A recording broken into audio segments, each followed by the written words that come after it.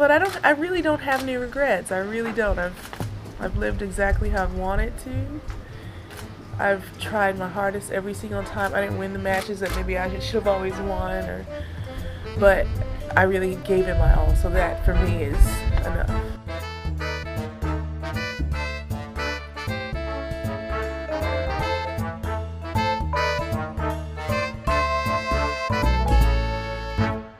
Hey guys. Hi everyone.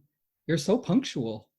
So the first few minutes of this, last time we kind of went into it right away and we're kind of scrambling. It's gonna be a little bit more lighter fare to start, give folks a chance to get into the Zoom, and then we'll head into the agenda.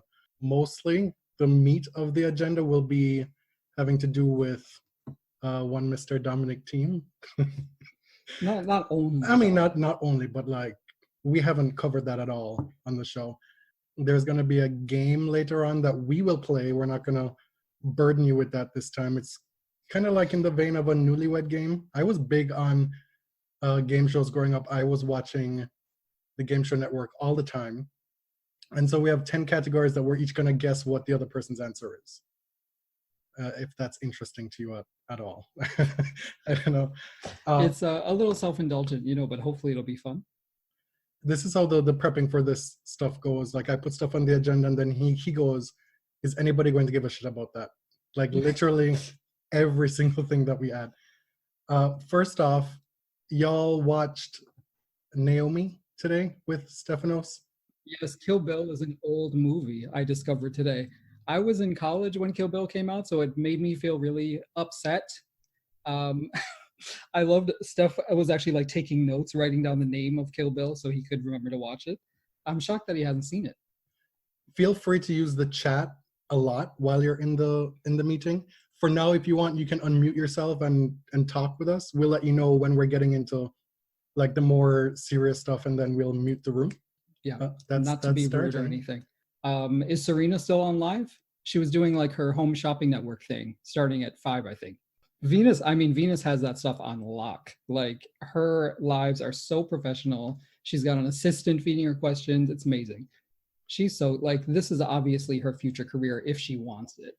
If you watched, I know a lot of you said you didn't watch it, but if you watched the Naomi thing with Stefanos today, I don't see how you come away from watching that with a better impression of him.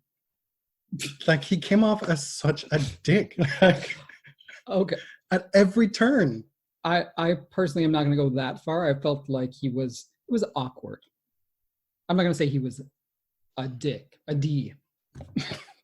Well, we have family on this call, so I feel like I have to censor my language. Yeah, he's just a little weird, right? Naomi posed some very straightforward questions, and he kind of failed to answer them in any kind of normal way. That was my takeaway from it. They've had this song and dance going on for about a year now, where initially folks were like, what's going on? Are they seeing each other? And it just became very clear to me from the start that it's this high school thing where the boy is so afraid and, well, I don't take words out of Naomi's mouth, but afraid in a different way, like intimidated, doesn't know how to act around her. And at the end of it, he's like, I know you thought that I was afraid, but I hope this shows that I wasn't. Like, dude, nobody's coming for you for being afraid of Naomi Osaka. Just chill. Naomi did well, though. As someone who is not naturally predisposed to like being on video, like I'm talking about myself now, I think Naomi trying to get better and getting more, like forcing herself to be more extroverted is really cool and really scary for somebody who's not naturally like that. You'll probably never make the switch, like your personality is not going to change, but it's really like to jump out of her comfort zone like that and actually be pretty good at it. That's cool. I enjoy it. She's also the highest paid woman in sports right now. Yes, she is that girl right now. It didn't take Philip and John long to start with the mess. They asked, did she ask about Elon? She sure did. But it wasn't even a question. It was like, you might get mad at me for asking this question, but you like Elon Musk, period. And that was it. Like, that was the question. And he talked about, I don't know, how Elon he's a genius. Is the first guy like outside of NASA to invent rockets. And I have no idea what he was talking about, but you can go watch it back if you're interested. Emmett asked something that I've seen so many different takes on when Venus had Naomi on her Instagram for the workout.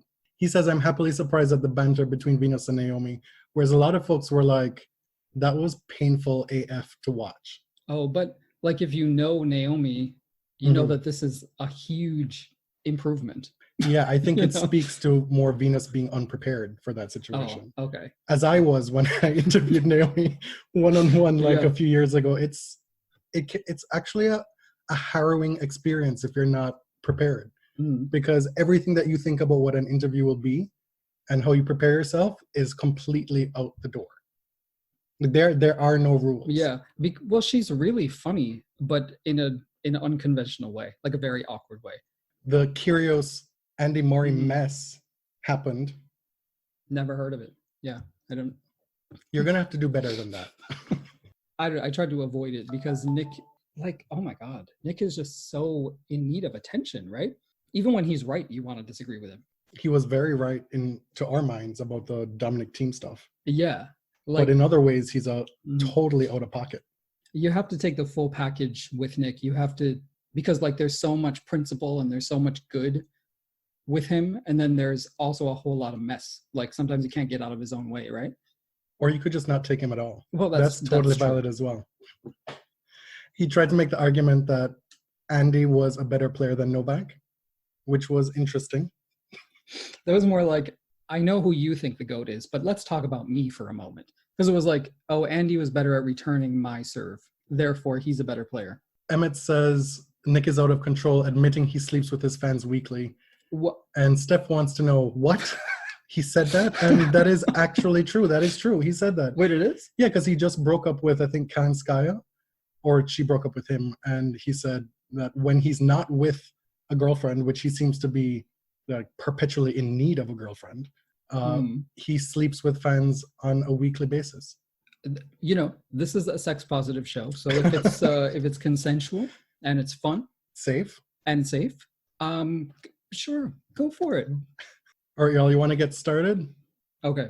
We wanted to start with talking about really the only thing going on in tennis is arguments over how the leagues should support players during this time when they're off and they're not earning any income, and how specific players are responding to questions about it. Reporters don't have a whole lot to do. Tennis players don't have much to do. And so a lot of people are, I don't know, like some people are stepping in shit. Other people are looking better for it. It's a weird time. So Dominic Thiem is obviously who we're going to start with. So he was asked about this proposal that we talked about on the last live, right? Mm-hmm. So it's been a while. It's been over 3 weeks. The proposal had already been voted down. The idea, Novak Djokovic's idea, was that players in the top 100 would commit their own money to support players outside of the top 100, right? They would. It's like an additional measure, right? Yeah. So on top of what the ATP and the ITF and all the Grand Slams had committed, the top players would also commit some of their own money. And it wasn't a whole lot. I think the top 10 was supposed to give like 30,000. Yeah. Anyway. We had issues with the scale and how it would peter out down the rankings, but it was something. But anyway, it was voted down. So like now it's purely voluntary. And Dominic gave this interview with a German outlet, and it's obviously upset a lot of people. Some people have come out in defense of him, and it's just, I don't even know if he meant it, but it sort of led the discussion in an interesting direction. I don't think he definitely did not mean it. I don't think he made very interesting points, but other people have. There are other players who have said things that have taken it a bit further. They've shared his core sentiment, but then been able to redirect where the focus should be, which is the many different organizations that have money in tennis. Right? Yeah. So we'll tell you what he said, and then we'll sort of editorialize. So Dominic said, there are many, many players who don't put the sport above everything else and don't live in a professional manner. None of us top players got anything handed to us. We all had to fight our way up. I don't have the guarantee in any job that I will do well and earn lots of money. Correct. Unfortunately, he did go on. I know the Futures Tour and played there for 2 years. There are a lot of people who don't give everything to the sport. I don't see why I should give money to such people. I would prefer to donate to people or institutions that really need it. Okay, I get that.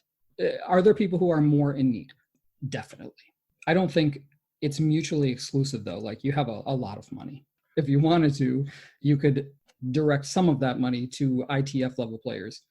Also, If you wanted to. you lose all higher ground and authority on the issue when you start to moralize about people's effort. How is Dominic Thiem going to know how everybody currently on the ITF circuit is giving effort based on anecdotal evidence from his own time? Like, it makes no sense.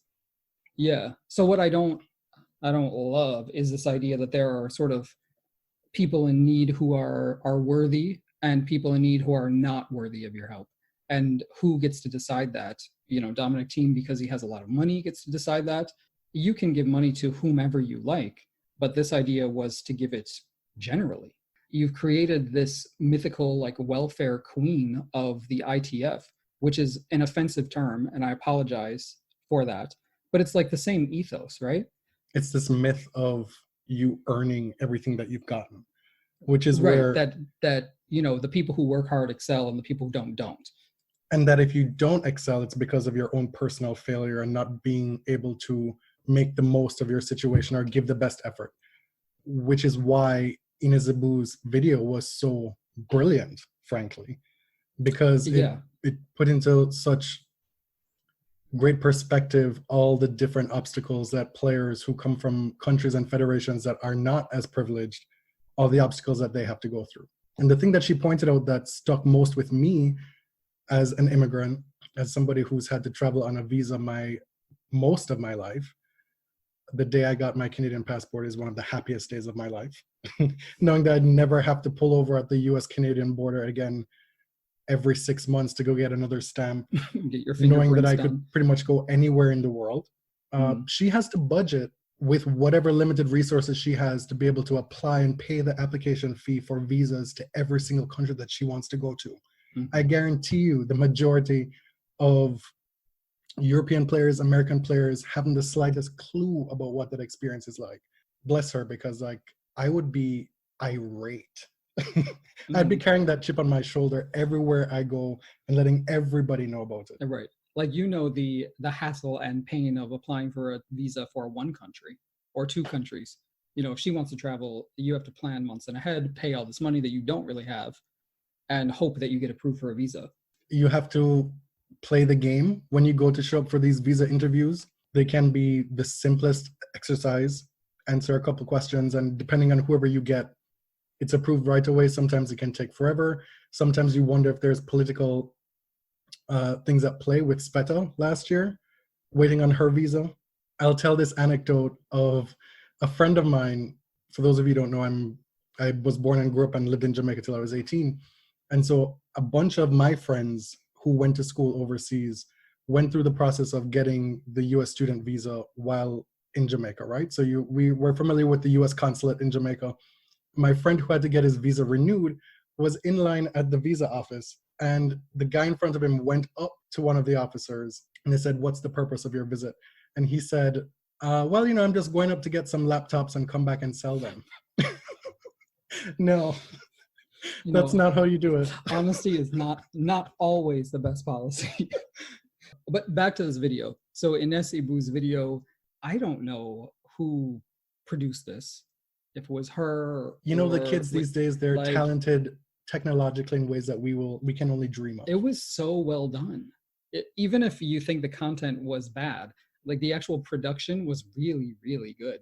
And the framing of it as an open letter to Dominic, but expanding it to the story of what it's like to be a tennis player coming from a non-global North country, that was so effective. Like just the storytelling itself was really effective. So she opens by framing it as, what is it like to be Dominic Thiem? Her as an Algerian female tennis player, imagining what it was like to grow up as Dominic and have access to resources that people in Africa did not have, you know, couldn't conjure.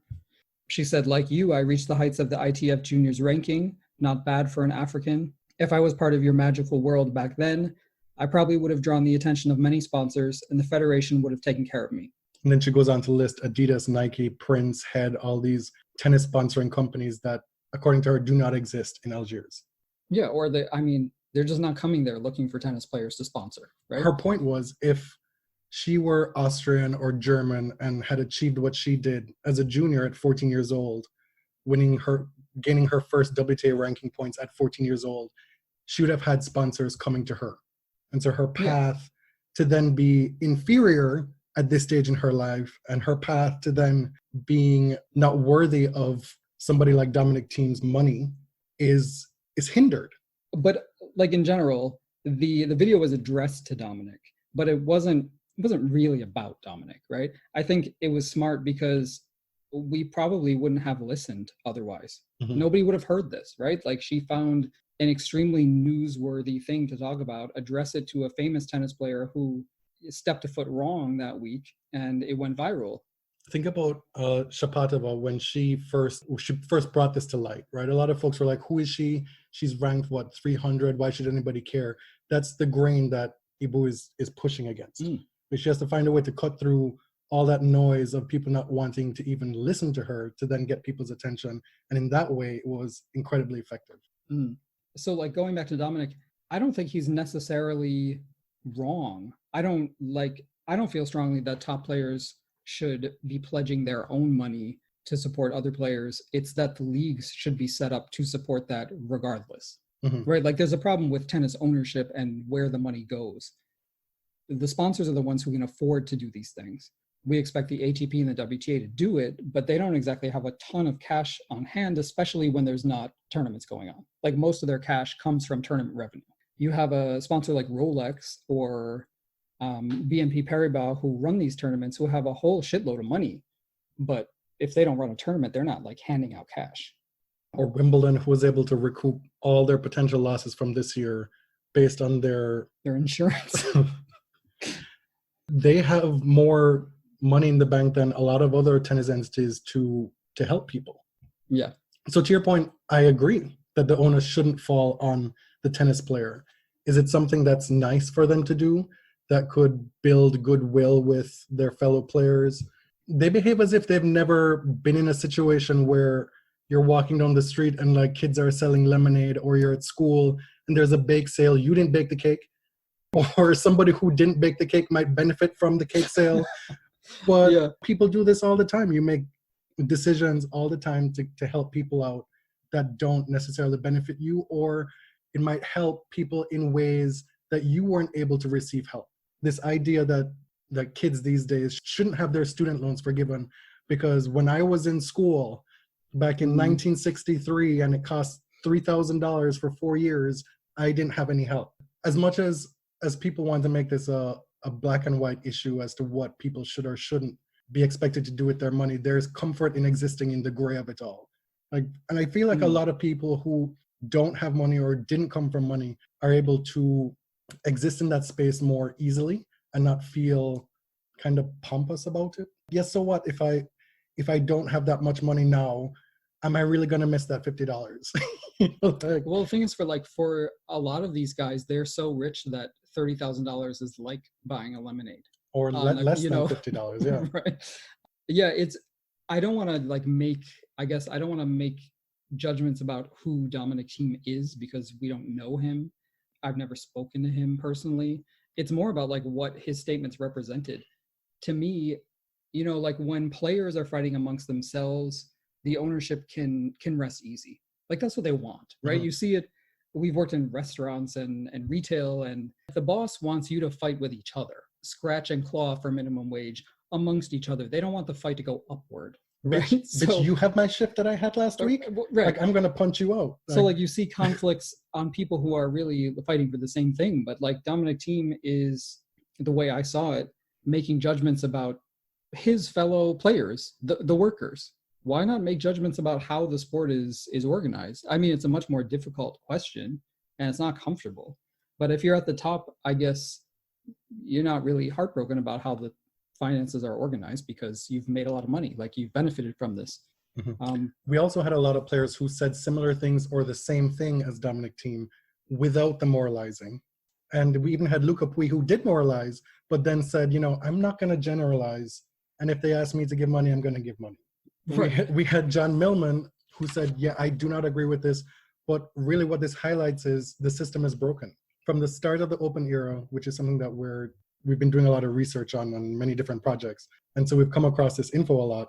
Tennis had the opportunity at the start to get it right in 1968, to prevent all of this by having a commissioner back then or having one entity to control tennis, but everybody wanted their piece of the pie. And so you had all these different tennis entities that have existed since then. And so it was always going to come to a point where in a pandemic, in a global crisis, there's no one corporation or entity or tennis body to be held accountable or feel like the spotlight is all on them. And it's even more difficult to then get everybody to pool resources together, because who do you target? And who are you going to target other than the players in this setup when nobody knows what the hell is a tennis structure? Like the people who follow tennis casually, they don't know anything about the alphabet soup of tennis government, like the ITF, And how could USTA. you expect anyone to understand that? What John Millman is saying, this horse has bolted. This shows that the horse has bolted, and now we need to make sure that the stable is more secure. Does that work? I don't know. You always mock me that What are you trying to say? I'm saying that tennis government is a mess right now, and now is an opportunity to fix it. Oh, yes. That's his pivot. Right. That's John Millman's pivot. Yeah. So I think John Millman did a great service to Dominic and brought it to a more productive place. So like rather than harping on, oh, these ITF players are lazy and they don't deserve my money, he brought it to like, well, tennis is really broken, and this whole discussion has shed light on that. Mm-hmm. And also this idea that federations should be responsible for players. What money does the Algiers Tennis Federation have? I don't even know for a fact that there is one. Maybe that's stupid and like kind of... No, of course there's an Algerian Tennis Federation, and the ITF supports like national federations, but I mean the ITF doesn't have a whole lot of money to spread around, you know? The point is that national organizations are not all the same. Some of them make tons of money from Grand Slams alone. Yeah. It's not enough to say, oh, well, the ITF has all this money because of the Grand Slams. Those national organizations, the USTA, the All England Club, they also make a ton of money from the Grand Slams as well. But yeah, I think they make the most money. You know, like the ITF is a nonprofit, so they distribute a lot of that cash to other countries. Yeah, my point in saying that is that the USTA is not the same as the Jamaican Tennis Federation. Right. Any country that has a big tournament is more privileged, and Algeria does not have a big tournament. So like, where does their revenue come from? The funny thing to me is that like everybody is being asked to chime in when this question has already been solved. Like the players already voted down the Djokovic proposal, but everybody still feels the need to comment because they're being asked about it. I get that. But you could always just say, girl, I don't know. Take a page from Venus Williams' book and say, you know, I'd rather not talk about that. So Berrettini, Pouille, Krunic, everybody has like commented on it. Some of them come out better than others, but like, why not just say nothing? Krunic kind of said the same thing as Dominic Thiem, in a sense. Yes. So some team fans are like, why are you not flaming Krunic, Madison, Sloan, Vekic, all the people on the WTA Players Council? Because they voted against supporting players above 500, like outside the 5. Yeah. Can we get like a official? What is higher than 500 when you're talking about rankings? Is it greater than in number or?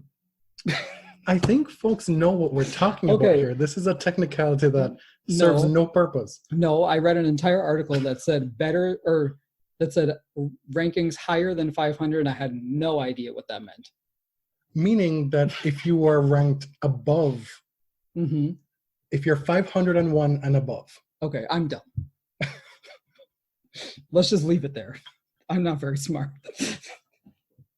Okay, the WTA Players Council voted unanimously that they didn't want to support players outside of the top 500 because they felt that was kind of the ITF's realm. That players at that ranking level play like ITF level events and typically don't play the majors, so they didn't want to extend the fund that far. That's what Krunic was saying. She said, if you've been 500 for a lot of years, you're going to be in the red. You have to expect that. It's a responsibility of the players to understand their positions. So a little harsh. It might be a translation issue. I don't know. But there it is. I don't want to be accused of ignoring it. I want to know if Dominic Thiem made sure that none of his money went to his brother this entire time. Shut up. If while he was on the private jet, his brother took the bus. No, he said he wanted to choose who deserved the money.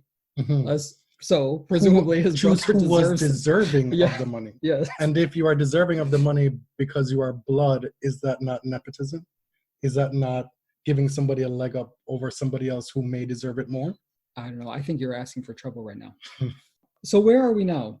I don't want to like go on about this forever, but it brings up like interesting things about how tennis is organized. And I think it shows that a lot of tennis players are kind of like bootstraps individualists. You know, in the US, they might be like an old-fashioned Republican before like, you know, the Trump era. But let's say like a 1950s conservative, like this rugged individualism, like everything you got, you earned, and if you don't work hard, you're just gonna fail, and vice versa. Like if you're poor, clearly you're lazy. Like a lot of tennis players see the world this way. And those tennis players happen to be from countries in the global north or countries with a Grand Slam or with a Masters event. Of course you worked hard. Like nobody is taking that away from you. Of course you worked hard, you're talented, you're excellent, but like other people are too, and they may not have had those same opportunities. That might be a philosophical difference between tennis players and a lot of people who watch tennis. Mr. Riley Opelka had some comments as well. Mm. He wanted to know, why is it that the WTA was able to pay first round money to their players and the ATP wasn't? And also the ATP directors, why aren't they taking a pay cut in the midst of all this? I don't know if this will end up being the case, but he made this point that at the end of the year, if there's no more tennis, that Gaudenzi will make more money than Federer this year, which is an effective way to approach the topic. Mm-hmm. Yeah. So, you know, a lot of you probably work for a company where the executives have not taken a hit and hourly employees have. At the company I work at, union members and people on the part-time level are saying like, why are my hours being cut? Or why am I being laid off if the executive level hasn't taken a hit at all, or has taken like a nominal, you know, we'll sacrifice 20% of our massive salary? That's a serious concern. I don't know about the details about the ATP executive pay, but Riley Opelka does. Anything else about this topic you want to talk about? Yeah, I think we should. It's worth mentioning what Kirio said. He said he still doesn't understand the point of Dominic Thiem. He's speaking of Dominic Thiem. We at the top get paid far too much, and there's not enough to go around. It's about helping where we can, professional or unprofessional. Put yourself in their shoes. How much more succinct could you be? Like, that was impressive. It's concise. I would give it an A in class. Venus Williams tweeted, "You're my hero" to Ines Ibbou after the video came out. Did you see that? I did not. Yeah. Venus is a socialist. Well, and you know, I just wonder how this is going to go now. You know, like maybe a couple companies reach out to Ines and say, well, I'll give you $50,000. Here's your sponsorship. You made this video, wonderful. And they'll be able to piggyback and get some publicity off of it. But then that doesn't solve anything, really. You know, it helps her out on an individual level, but where is the structural change? And that's what we really need to look for going forward. We have all these, to my mind, ridiculous exhibition tennis things that are starting to pop up now. But once the tennis starts coming back in full force, are folks just going to be so happy to be back playing that this just gets swept under the rug again? Because there's going to be a second wave of the virus, most likely, possibly a third. Who knows, we might be dealing with a whole different pandemic in the near future. We don't know. Like, this is not... Can you just hold your horses and let's deal with this one first? I'm just saying, it's not enough to be like, whew, we got through this and hope to not have to deal with it again. Yeah. It's like, oh, that was a close one. Let's solve these problems another day. Yeah. So the WTA and ATP did actually decide how to distribute the money. The WTA is going to give $10,400 in 2 installments to singles players ranked in numerical terms less than 500. Just to be clear, they didn't give like a cutoff as far as good rankings. It's more of how much income you have earned in the past year. So if you're like number 45, you might not necessarily be exempt, but it's based on the income that you earned from tennis. And doubles players who are ranked better than 175. I found the criteria a bit limiting. How many of those players ranked, so you know you're in my head, ranked 500 and better, Yeah. 500 and better, have actually played in a Grand Slam of the last 6? I feel like that's a pretty small percentage. I'd assume less than 50%. Yeah, you're talking about wild cards and qualifiers, right? Like the cutoff Mhm. is around 100. There's Yeah. 128 players in the field, like not many. So assume, say 200 people don't meet that criteria, they just don't get the money. Is that what that's saying? Yes. And to my mind, that's not right. Okay. Well, the WTA Players Council has ruled. So it's done. The ATP, on the other hand, is paying $8,650 in 2 installments to players ranked between 100 and 500 and between 51 and 175 in doubles. So it's not nothing. It's not what they would normally earn for some of them. However, a lot of people are saving a ton of money on expenses. Some people do not, at the 300 level, say they do not break even as far as coaching, travel, accommodations, all that stuff. Their career probably costs them money. So keep that in mind. Who is doing this right at the moment? When this whole pandemic started and started to affect tennis, we said that one of the folks or entities that we should really hold their feet to the fire, were the sponsors. And National Bank in Canada has stepped up big time. Yeah.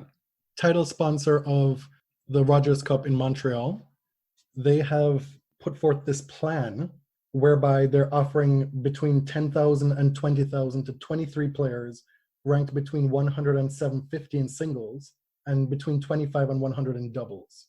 Also the top 100 in ITF juniors and top 50 on the wheelchair circuit. Right. So if you're a Canadian player who falls into any of those categories, they're going to pay you $10,000 to $20,000. Oh, Catherine is not here for Canadian exceptionalism. I agree. I don't like national exceptionalism, but this is not also. This is more like an example of a sponsor with a lot of money who can do this in any country. But also, what is the purpose of a sponsor at an event in regular times?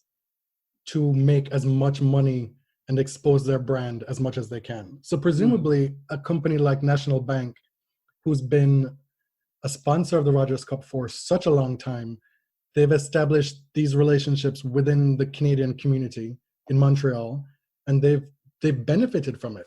And so it seems to me a totally natural relationship to have. Now that the people who you've made money off of are struggling, you should then help them out. It seems like a no-brainer to me. Well, and also a bank is going to be okay. Yeah. Right? Like there's some, if you're, say, like a retail company who sponsors a tournament, you might be in a little bit of trouble, but a national bank is going to be fine. Shall we move on to the merger? A couple of things to talk about. How many of you saw this ATP survey that they put out a few weeks ago? Did anyone take it?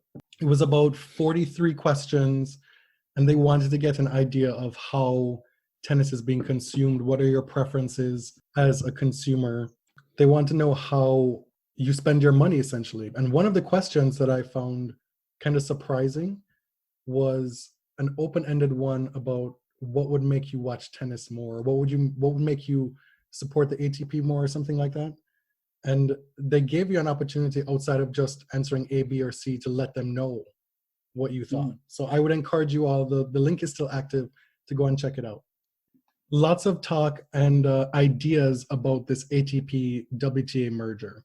Federer had this tweet that started it all, right? And then Nadal piggybacked on it, and then this whole ball started to get rolling. Come to find out, Billie Jean picks up the phone and says, "Hey, Roger, let's talk about this tweet that you just put out there that I've been trying to get done since 1970. This is literally half a century later." And she comes back and reports that Roger didn't know 90% of all the shit that's happened.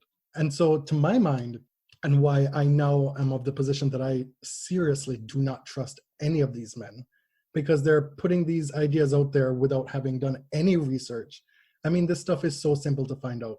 Like this, the Sports Illustrated vault is free. I'm telling you. Just the basic info, like Wikipedia is free. And so you put this thought out there so casually, and now everybody's scrambling to make it work. Mm-hmm. And you don't have any concrete ideas of your own about how to go forward or about the history of how we've come to this point. Yeah. When these ideas were floated, not just in 1970, but also in 2008, 2009. In 1985, in the 90s. Like, one of the other interesting tidbits that I found out, and I believe it was in a piece that Ben Rothenberg wrote for Racket, maybe, that Larry it was Scott, with Long Reads in partnership with Racket. Larry Scott, who was the ATP president in the early 2000s, he is somebody who should be given a lot of credit, as it turns out, because after he finished with the ATP, he then became president of the WTA. And one of his stated goals, was to have the tours not only work better together, but eventually work toward a merger. Mm. And when he was finished with the WTA, I believe in 2008, 2009, the ATP wanted him back. And he said, well, okay, I'll do it, only if the stated goal is for the two tours to work together and move toward this goal. And the ATP said no. Mm-hmm. And the history of the ATP from the very start in the 70s is saying no to pretty much everything that the WTA has put forward, not just to benefit the WTA, but to have both tours work together to benefit tennis. And so now we're being force-fed this narrative that a merger is going to be good for the overall health of tennis. And I'm now exceedingly skeptical that this is just more so beneficial in their mind to the men. Like, how can the men make more money? They've looked at all the profit and loss sheets, the ledgers, and they've seen that, well, if the men and the women are under the same umbrella, we, the men, can make more money from television rights. We can make more money from ticket sales. The point is, I don't trust them now. I just don't. None of them. Yeah. I mean, if you look at the income statements, the ATP does make more money than the WTA. That doesn't mean that the sport is more marketable in the long term. Like, have they both ever been on an equal plane? Like, have they both ever started at the same place? Do you know what I mean? Like, there was a period in the early 2000s when the ATP was begging for scraps from the WTA. With, they had both Williams, Capriati, Davenport, Hingis. They had all this. Salas. They had drama. They had quality, and the men had Andre winning a few slams, and then like these people nobody ever heard of, right? And let me the tell ATP you, wanted a piece of that at the time. As much as I was a fan of Andre Agassi, I went back and looked at some of those draws in those, like maybe the 2001 Australian Open or the 2003, and it was dire. Like the people that he had to beat to win that title. And so, we've already proven that the WTA can be a better product than the ATP. A lot depends on like who's playing and how it's marketed and what the personalities are like. The ATP has really benefited from the big three. And what's going to happen when they retire? So my point is, have women's and men's tennis and sports in general ever started from the same place, like from the same advantages? And the answer is no. No, absolutely right. not. So it's possible that women's tennis could be more profitable than men's. We have no idea.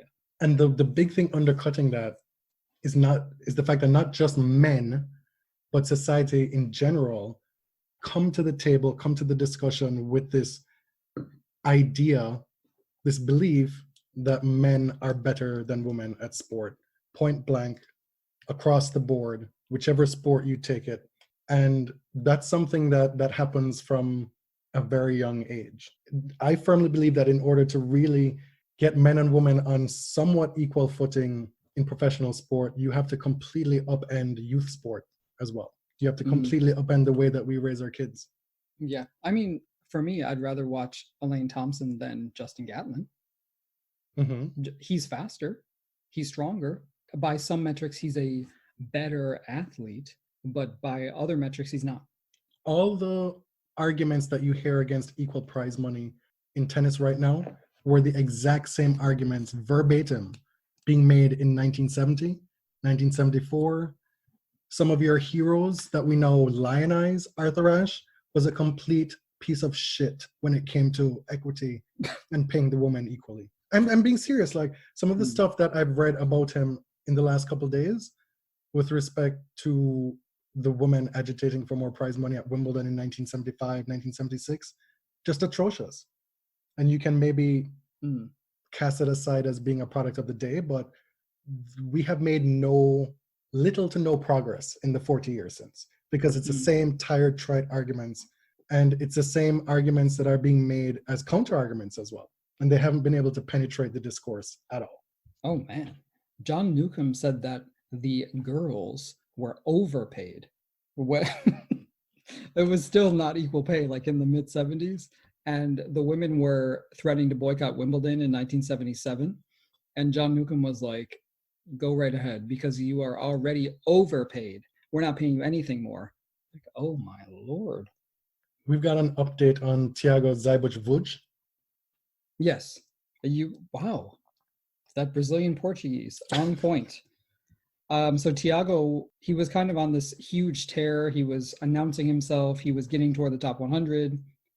He won Santiago, defeating Casper Ruud, who I think was the defending champion there. And he beat Christian Garin in Santiago. And all of a sudden he gets diagnosed with COVID-19. And I think he was the first tennis player who announced that he had coronavirus. He's back. Apparently he's fully recovered, which is great. Tiago has some suspect tweets in support of the Brazilian fascist president Bolsonaro that I have to drop in there. He said all of that just to be able to drop this bit in. Because there are people on Twitter who are like, well, I can't believe you talked positively about Tiago and didn't mention that he's a fascist. I mean, I don't know that he is. He just... This is something that's happening? You saw this on your timeline? Yes. Because I was like, how do you know he's a Bolsonaro supporter? And somebody was like, oh, here. I'm like, okay. There was one retweet in particular that when you translate it, his president says that our democratic flame will survive without interference from the media or social media. And if you disagree, go take an internship in North Korea or something like that. Apparently, as a 20-year-old tennis player with the virus, that's something to propagate on your tennis Twitter. That spoke to him, apparently. Okay, so enough about Tiago. He is recovered, and we are very happy for that. Our next episode? It's, unless you become a tyrant and change it behind my back, it'll be called "What Good Is the WTA If We Don't Stick Together?" And that's a direct quote from Chris Evert in the early 70s, the mid 70s. And we'll be doing research into how not only the WTA was formed, because that's kind of a path that's been traveled already, but we wanted to find a segue from our previous episode about pre-open era tennis into the open era. And with everything that's going on right now with the ATP WTA merger, we wanted to find out what has been said specifically and what were the battles that have been fought historically by these players who are still involved in the decision-making now. Billie Jean King was at the forefront then. She's now on the phone with Federer. Now, I want to know what she said and did back then, how, as it turns out, Chris Evert is so much more of a political figure in the history of women's tennis than we would ever have figured, when she really didn't have to. Yeah. If the only Chris Evert is the one now who you see on ESPN, like, even me who did know a lot about her, it surprised me to find out that she was so political that, she put herself in uncomfortable situations, and it allowed herself to be attacked by sort of the power brokers in tennis. And I think in a lot of ways she was protected by her privilege, by her image as the white blonde girl next door in the US. And it's interesting to me because she was kind of this activist in sports, but that's not the read you get anymore, right? Like, she was spared that. Navratilova was savage for that kind of thing, but Chrissy escaped it. And you'd be tempted to think that she benefited from the privilege of her looks and the girl next door thing, but that wasn't always the way that she was depicted in the media. She was also depicted as the ice queen. Where have we heard that before? I mean, these tropes that these tennis writers vacillate between, you just pick them out of a hat whenever and it's applicable in some way, and they decide to run with it that day. Honestly, going back and reading a lot of these articles, these men were straight up pigs. It's like there wasn't porn back then and they had to find a way to jerk off while they were working. I swear that's what it reads like. Apologies for having said that. Our podcast has an explicit rating on iTunes. Like, it's so upsetting. No, that's because we don't swear on every single episode, but we always have that E.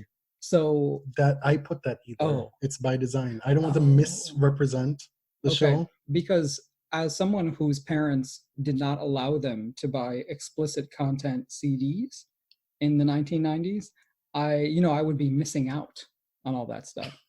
I'm just saying, I just read something last night where Frank DeFord was talking about a woman's heaving breasts. Like, this is wild. Oh, and said that women's passion would pay dividends in the bedroom, and that's why men tolerated it. Mm-hmm. And these are talented writers who decided to devote their talents to this schlock. So anyway, the next big episode that we're working on has to do with all this. Mm-hmm. Possibly it could be upended by an interview that we've been trying to score for a while. Okay, so that may happen. Some people may have seen that I was sort of stalking Xena Garrison on Twitter. We did an episode about Xena, and we talked with her on the phone briefly, and she said she might be willing to come on the show, and we haven't heard back. And so I tweeted at her, and she said she would come on. So we're going full throttle. So if she says, well, I want to do this tomorrow, we're going to do it tomorrow. So it might throw off the schedule, but Xena is just, I've been watching her Facebook Live show, which is called Game Set Chat with Shonda Rubin. It's so great. Xena's hilarious. What's next? I think that's all like the serious content that we have. So the next is this very self-indulgent, sort of newlywed game segment that we have. Watch people like drop off. It's going to be fun for us regardless. The idea, can you explain the idea? Well, we got feedback, a DM from one of our listeners who said, why don't you do a show where you talk about your favorite stuff? So it kind of evolved from that. So like favorite tennis stuff, favorite non-tennis stuff. So at least one person wants it. Yeah. We have our index cards here that will then turn around and reveal the answers. So we're going to like try to guess each other's. First category is your favorite tennis match. My favorite tennis match. Yeah. So you have to tell me what you think and show them what you think my favorite tennis match is. Okay, so this is what And also not make as much noise when you're dealing with the... So yeah. This is what I think Jonathan's favorite tennis match is. Can you read that? 2008 Wimbledon final because Venus beat Serena. And my answer is... What is that? The joy. The joy of that day. Oh, I do not go back and watch tennis matches. It doesn't interest me mostly, like stuff that I've seen already. But I could go back and watch that second and third set any day of the week. So you were outside the other day, and I was watching Venus's celebration from that Australian Open semifinal when she beat Coco, and I had to brush away a few tears before I came inside. I'm not ashamed to admit that. Okay, so what do you think my favorite tennis match is?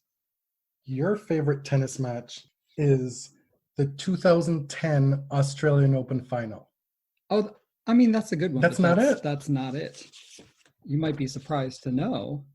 Venus defeats Lindsay Davenport in one of the greatest Wimbledon finals of the past 120 whatever many years they've done Wimbledon.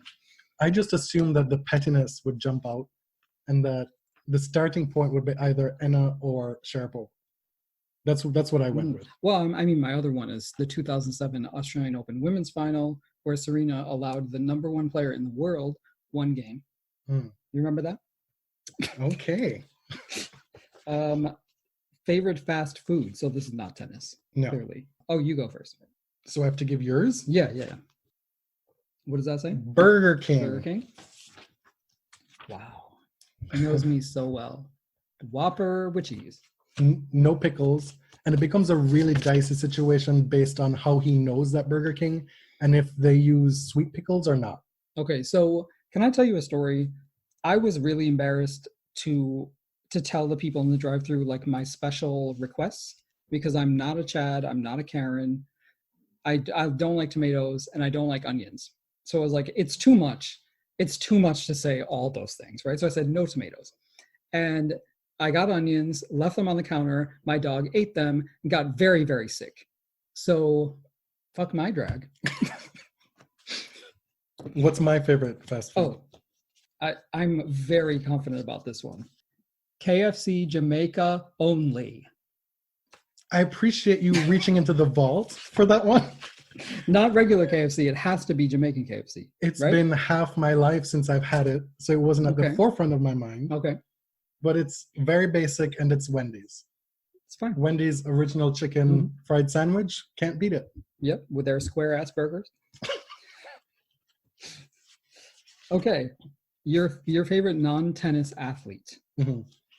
Do me first. You should get this easily because I've been tweeting about this nonstop. I know this is a slam dunk. Jonathan's favorite non-tennis athlete is Merlin Ottey. And if he did not get Merlin Ottey, Brian Lara would have sufficed. Yeah. So who's mine? Yours is a professional athlete from Milwaukee. Giannis? Well, playing out of Milwaukee. Okay, is that correct? I'll accept that. That was going to be my other choice. That wasn't my number one choice. Shelly-Ann Fraser-Price, the GOAT of sprinting. I was going to put in parentheses Shelly-Ann as number 2. She's my favorite. And I would also accept Simone Biles. Okay. Favorite cocktail. I suspect that we may have the same for this one. Okay. This is for me? What you think my favorite is? Yeah. I think it's a gin and tonic. Yes, well done. The judges will also accept Aperol Spritz. Well, I have the same for me. I think I kind of gave that away. So this is the part of the program where I get divorce papers because like all my answers are going to be wrong from now on. I said for Jonathan, Cuba Libre. When was the last time I had a rum and coke? I don't know. You went to Cuba like 10 years ago. See, I told you it's going to be awful. I don't know anything about him. So what's my favorite movie? Your favorite movie is from the early 90s, Edward Scissorhands. Wow. Amazing. Clueless or Edward Scissorhands? We are 90s kids. And what's mine? Oh, I know this one. You do? This is, Jonathan's favorite movie is Billy Elliot. That is not true. What? I love Billy Elliot. What the fuck? I absolutely love Billy Elliot, but my favorite movie that I know most of the words to is Notting Hill. You knew that. I lived for the soundtrack. It's one of the best soundtracks that's ever been made. I would disagree. I don't think that's your favorite movie. My worst habit? Okay, what do you think it is? Yeah.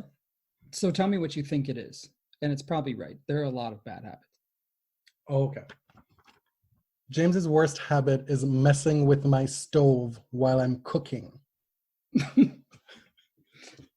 I do have to say that he has burnt several plastic utensils and containers on the stove.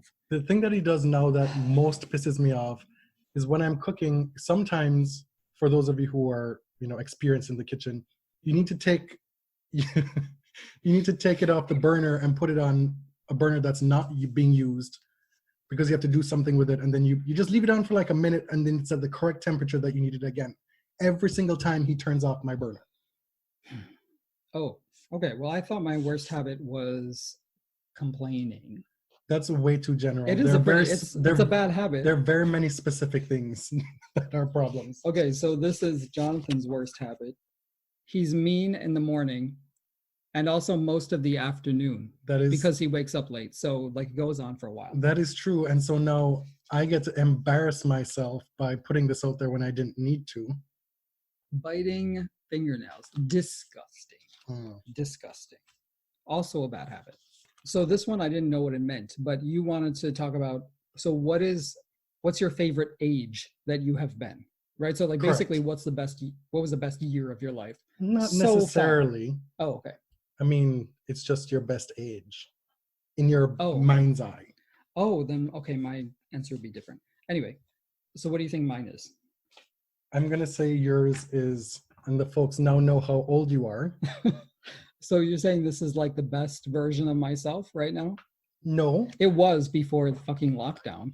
I'm saying that you're happy with your age right now. Like you're That's true. where you Yeah, are in yeah, life, yeah. whatever, That's blah, true. blah, blah. 33 was a little rough. So my grandfather always had this superstition about 33 because Jesus died when he was 33. I don't share that superstition, but it was always in my head. I actually said my favorite age was 21 because why not? Like as an American kid, you know, I didn't have a fake ID like some people in my family. Catherine says, if I have to listen to millennials talk about their age. I'm not complaining. I'm just saying 21 was great. I studied abroad. I met Jonathan when I was 21. I graduated from school and I got to drink in public. It was great. For me? Oh, I would say 19. I had 19 and then I changed it to 21. Okay, still good. Yeah, I'm in a phase of my life where I'm reminiscing hardcore about my college years. Mm. High school sucked outside of playing cricket. Like I have dreams about playing cricket all the time. I can still smell the cricket smells just like walking down the street. But from having nostalgia about a period in my life, college was awesome. I'd love to relive them again. Mm-hmm. Now, ages 22 to 29, I don't want to relive that shit. No, the 20s sucked. I'm honestly really happy to be in my 30s. Like, there's no complaining about that. So here's a different one. Favorite vegetable? Favorite vegetable for James is cereal because he has no favorite vegetable. That's not a you vegetable. You cannot get him to eat vegetables. I will make like a vegetable medley, the most delicious shit you'll ever taste, and he will not touch it. That's not true at all. My favorite is carrots, but I like other things. I like collard greens, Brussels sprouts, asparagus, all that shit. You will eat those things. That's a totally different scenario. What is mine? I know what yours is. Well, I think. So yours is Brussels sprouts. My favorite vegetable is green beans. Okay, wrong again. Green beans, I absolutely hate. There's only 2 more left. Wait, so this Thank one you is for confusing. indulging us. Can you explain this one? It's your least favorite article of clothing that I have. Yeah, so the concept is like when you've lived with somebody for a while, you don't like what they wear. Sometimes, maybe a lot of the times. There must be something that you or I have worn over the years repeatedly that when you see it, you're like, for fuck's sake. Okay. What is it? Who's first? Okay, so I'll go. So my least favorite clothing of yours. So he loves, make of this what you will. Any article of clothing that is all white, loves it. It's probably a colonial thing. I don't, What? Wait, so you're saying that? No, like your winter coat that's all white, I absolutely hate it, as you know. I wore it like twice. Okay. I thought you were going to say my house shorts. Yeah. I used to have these pair of shorts that were unflattering, hideous. They were baby blue for whatever reason. They outlived really their reasonable I wore them lifespan. maybe 5 years longer than I should have. I didn't want to loud you up like that. So your least favorite of mine. So, The fact that you wear grandpa dad socks all the time, oh my God. except for your work socks. Exposed. You've been bought good work Yes. socks. Like ones with like sailboats on them and stuff. Wow.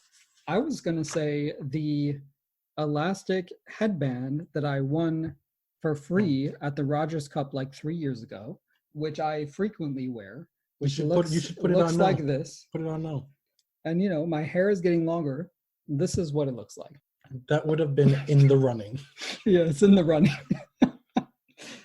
And the last one is, what would either of us end up in jail for? Okay, so you do me first. James would end up in jail for assaulting a car or a motorist, or for murdering our upstairs neighbor. One of those 2 reasons. That's pretty good. That is pretty accurate. I was more succinct. Assault. Because, let me tell you, I've been seeing what's going on in the United States right now. I don't think it's happening too much in Canada, but if somebody coughed on me, they would get their teeth kicked in. And I would go to jail. I don't know how far the self-defense argument goes. That's it. And really, even under the best of circumstances, I would be more likely to hit somebody than you. Yeah, that is true. Yes, that is very true. And this was hard for Jonathan. So I said he would most likely be a political prisoner because he is not really a rule breaker at all, but he is very principled. So I like that. if he were to go to prison for anything, it would probably be for like a civil disobedience kind of thing. Snapping on a customer. I work in service, and there have been many times when the Wendy's and the Chads have the Karens. Oh my, leave Wendy out of this. The Karens and the Chads have tried it. But I'd probably why would you go to jail for it? No, but I'd probably end up going to jail for defending somebody else. Oh, okay. Like wow. That's probably how it would work. So principled. I told you, political prisoner. That's what he would go to school for, or go to jail for. This one time, this guy who looked like he had shares in the Trailer Park Association was That's really classist. It is, but he was having a steak, and I overheard him. I knew it wasn't the server section, and walking around in a restaurant, you're aware of everything all the time. So I'm just walking out to my periphery. I'm like, why is she at that table? That's not her table. Why is he? Oh, there's a problem. And so I look over, I glance at the table, and I hear him say something about how this is not medium rare. And I look at the steak, and it's very much medium rare. Mm-hmm. What he wanted was medium well. Mm-hmm. And you'd be shocked how many times this happens. Or maybe you wouldn't. People don't know how to order their steaks. So the manager comes, and this dude just loses it. He's like cussing out the wife in front of him, like cussing out the manager, calling her the C word, like screaming in front of the entire restaurant. She tells him to leave. And so staff, as you've seen with that video that's been going around, the staff rallies around whenever one of us is imperiled and we're, walking in a cluster, and he just keeps going and going and going. And everybody's just on edge, waiting for the moment where you have to pounce. It's just out of necessity. If this man is going to assault the manager, you're just not going to stand there and take it. There's a lot of trash out there. There is, yeah. So that's it. That's our newlywed game. A big fail on my end, I would say. I don't think, I did do better, but I didn't do exceptionally well. Yeah, it wasn't outrageous. Shola says, what did Shola say? I choose violence. That's a Cersei Lannister quote. I choose violence. Anthony says, beat his ass. And you know what? How did that end for Cersei Lannister? Did she get crushed in the castle with her incestuous lover off screen? Yeah, I think that's how it ended. Terrible. Francisco wants to know, can we start asking questions? Yes. Yes. Sorry, we're done dialoguing. Yeah, that's monopolizing the stuff. How long have you two been together? We've been together for 13 years since we met in 2007 in our last year of school, and it's been us ever since. Yeah.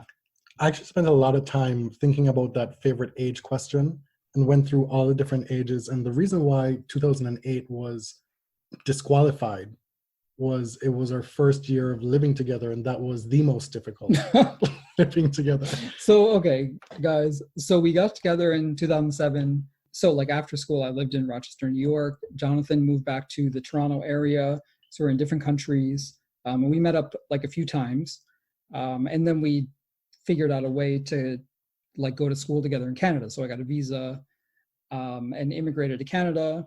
But we moved to London, Ontario. We moved in together. We started our first year of grad school, and it was a lot.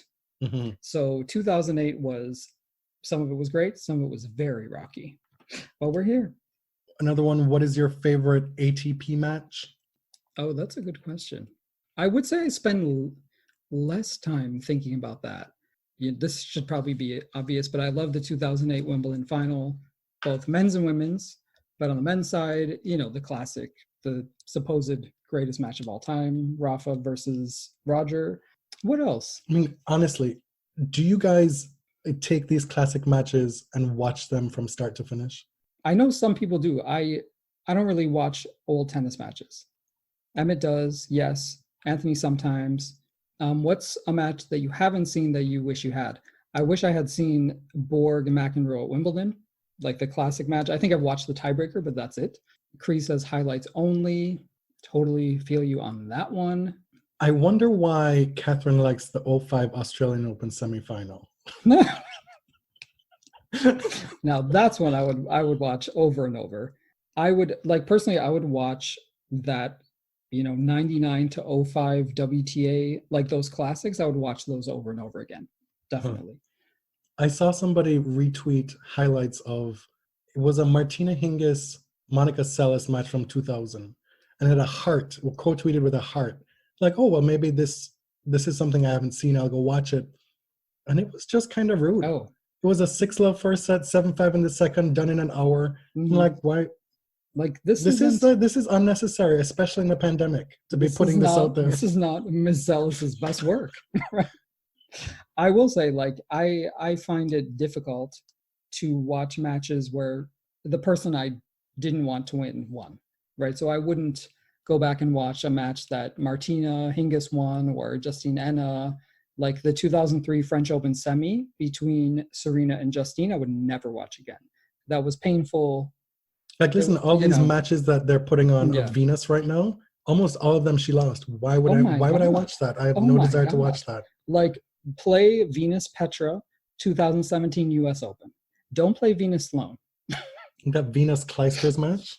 No. I simply will not. Like trading bagels and no. And I might destroy my TV if that 2017 US Open semifinal ever shows up and catches me off guard. Yeah. Like that backhand down the line from Sloane, shut up, Shola. That backhand down the line from Sloane, it literally haunts me to this day. Like, my least favorite match would be that one, probably. Any men's matches that you would go back to? No. I mean, they're just so long. They're so long. And this is not like making an argument for best of 3 as opposed to best of 5. It's just the experience of watching these great matches in real time is singular compared to any sport, really. And that just cannot be replicated upon a rewatch for me. I think maybe I would watch Andy Murray's Olympic run. I would probably watch that again. Which one? The first one, because it felt really magical. Because nobody has time to watch those Rio slow courts. No. Again. I personally don't think that Rio 2016 ever happened. I don't accept it. This is from Kathy at KvittyCat53, inspired by a question they took up on the tennis podcast. If you could change one result in history, what could it be?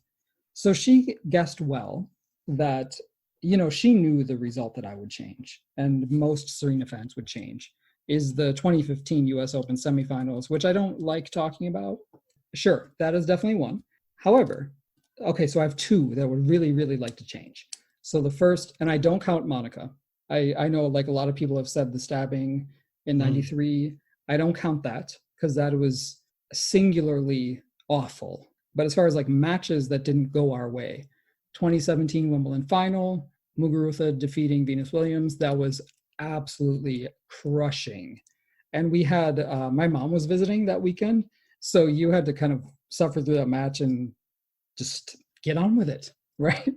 And then the other thing was the 2003 Roland Garros semifinals when Justine Henin cheated and Serena Williams lost. She could have had 5 majors in a row. She had a fair shot at Wimbledon, which, she won in 2003. We could have had 6 majors in a row. The Serena landscape could have looked very different. And the Henin Serena rivalry could have felt really different. So those are the results that I would reverse. I mean, but for 2007, what does that rivalry really look like, though? Yeah, see, here's the thing. It's 8-3 without those.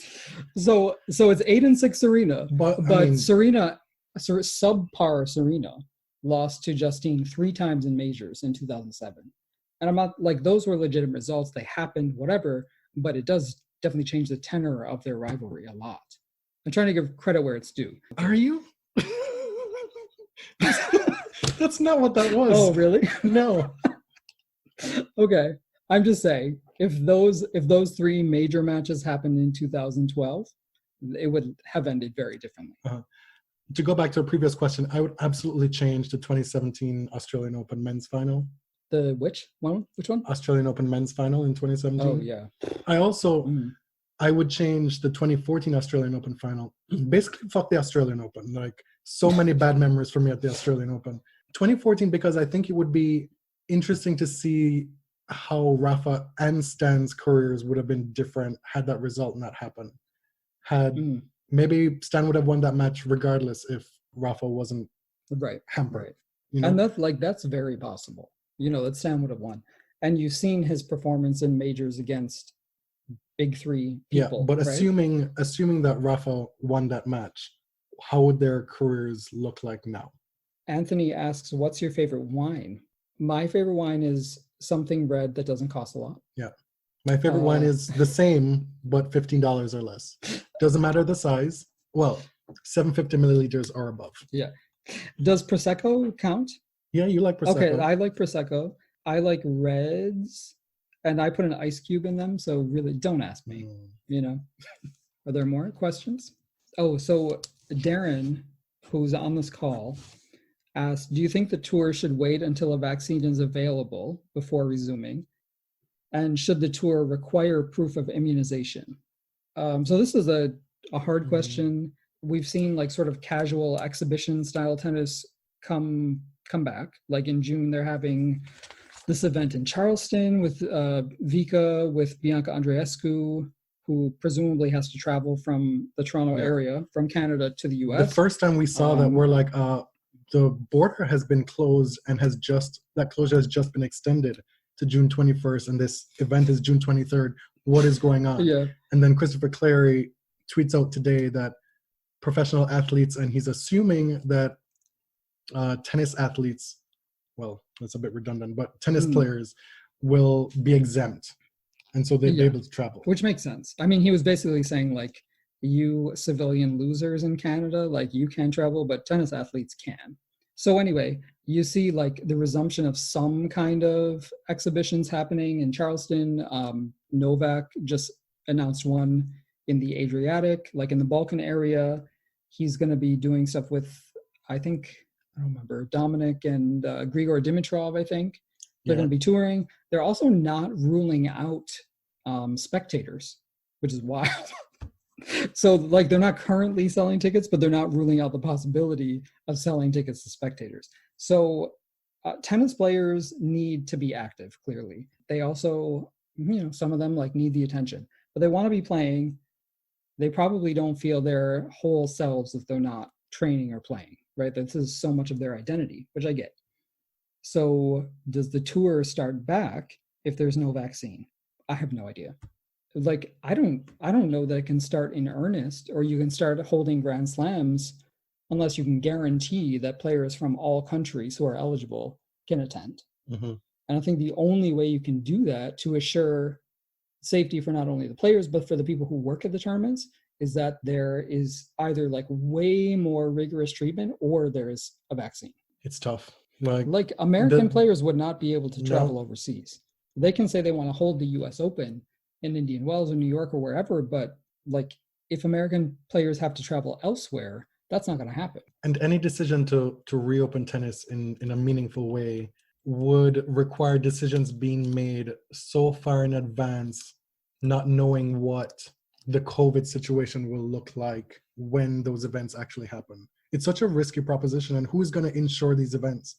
Like, if I'm planning now and I say, well, okay, we're going to have the US Open in one of the states that looks pretty good, like it's doing pretty well right now. Who is to say that that's going to be the case in September? So on the same question, Peter asks, is Cincy going to be canceled or not? Yes, I think that's a safe bet. Is done. Sorry. We actually weren't going to go to Cincinnati this year regardless. But I know that's not going to happen. We have a question. Was the Australian Open 2017 really that bad or traumatic for Rafa fans? Oh, yeah, I can say yes. I care about records, and I really, really wanted Rafa to have more than one major at every tournament. So yeah, it was traumatic. And I feel like it was, it just felt like incomplete because a back injury prevented him from performing in 2017. Oh, shit. Sorry, I was talking about 2014. Oh, 2017? 2017. Forget all that. 2017 is depressing. I mean, it was annoying, but it wasn't something that I harped on Yeah. for a long time. To me, it also showed that like Rafa and Roger were both really back in a big way. Like they were competing for hardcore majors again. So it was a good thing if you were a Rafa fan, because he had gone through a few really rough years.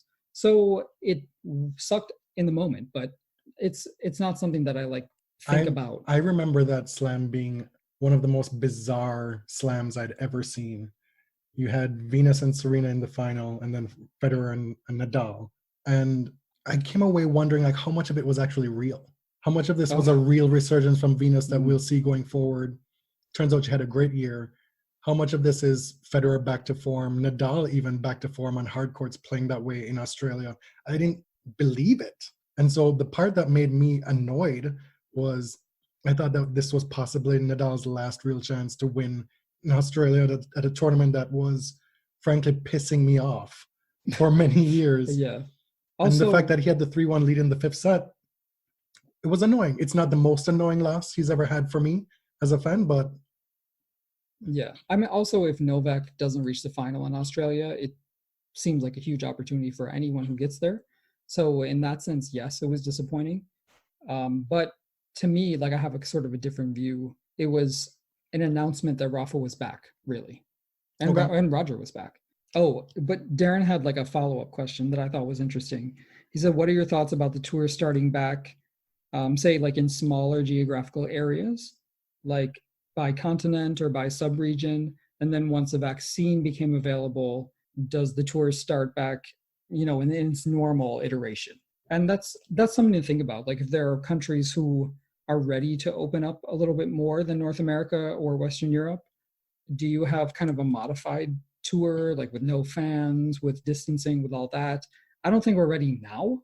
Mm-hmm. Like I think, you know, this whole Adriatic tour, this Charleston event is too soon.